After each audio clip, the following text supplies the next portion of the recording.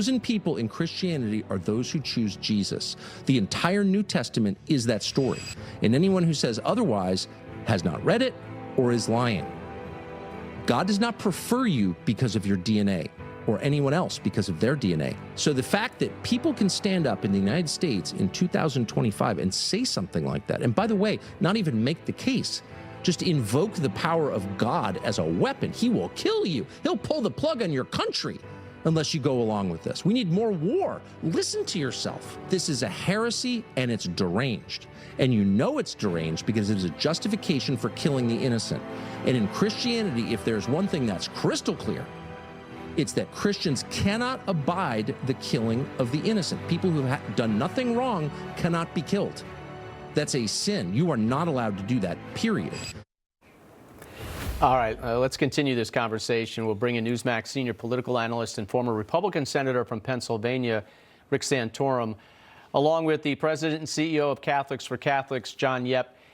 Senator, let me talk with you first about this. I mean, so this is really troubling. It's heartbreaking. It really is in many ways. And I mean, Tucker Carlson spoke at the RNC, right? He spoke there and got a rousing applause. And at Charlie Kirk's funeral. And that's right. Exactly. That's right.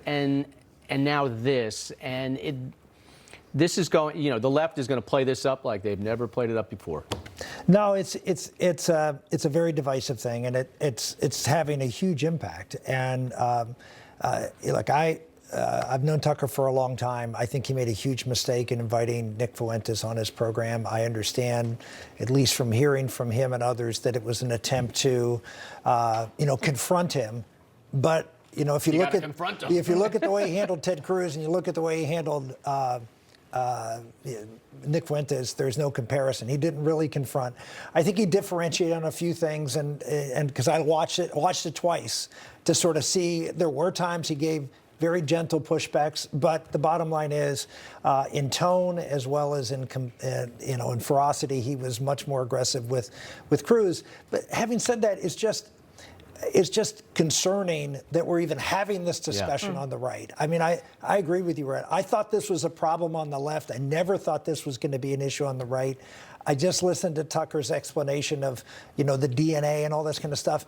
And I understand what he's talking about. He's talking about dispensationalism, and maybe John can get into that. But there is a brand of Christianity that says this is the new Israel, and there's all these sort of, biblical demands as a result of supporting Israel. That is not a Christian Zionist. That's where the term comes from, but that's not a modern-day Christian Zionist. I consider myself a Christian and a Zionist, but I'm not a dispensationalist. And I think, again, Tucker sort of blends the two there. I just think there's a lot of problems here. I'm just hopeful. I really pray. I've been praying very hard about this, that saner minds can come and that we can have some interventions here. And look, Nick Fuentes is, I never say a lost cause, but he's a long way from coming anywhere into the rational area. But I think I'm hopeful that Tucker and others can see the errors of what they're doing. John, your read on this. I think that we have to hate one thing, and that is those who deny the existence of God. I don't know what Tucker, he talked about Christian Zionists. I know I'm a Catholic, along with Rob and Rick. We have a very clear teaching that the Catholic Church is the new Israel. That does not justify ever anti-Semitic hatred towards those people who were the first to hear the word of God. My ancestors literally saved Jews from Auschwitz, and Joseph Chuba was sent to Auschwitz, and he was killed for that very reason.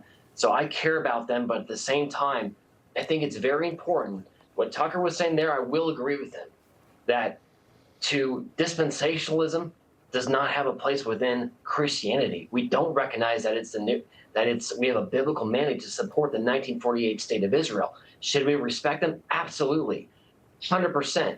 Are the Israelis the best position to defend our sacred holy sites? Probably. Radical Islam is horrible. Mamdani's going to win tomorrow in New York City, a travesty. So I think we have to have clear heads. Debate is good. I don't know what the point is. I think a lot of what he says is totally off the mark.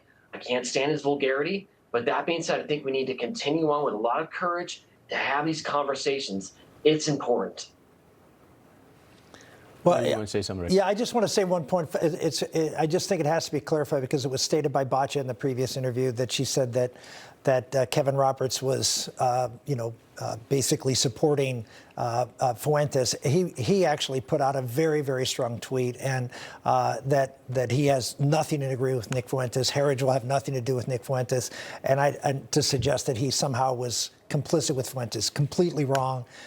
What Kevin was focused on was making sure that that we engage people like that with facts and forceful arguments, and try to cancel them is a bad idea. Let them speak, but forcefully combat them, which Tucker did not do. Right. Yeah, right. Yes, supporting free speech. Right. But then again, if something is Correct. not acceptable, we'll then push back. Exactly. All right. We appreciate it. Thanks, Senator. Thanks, John.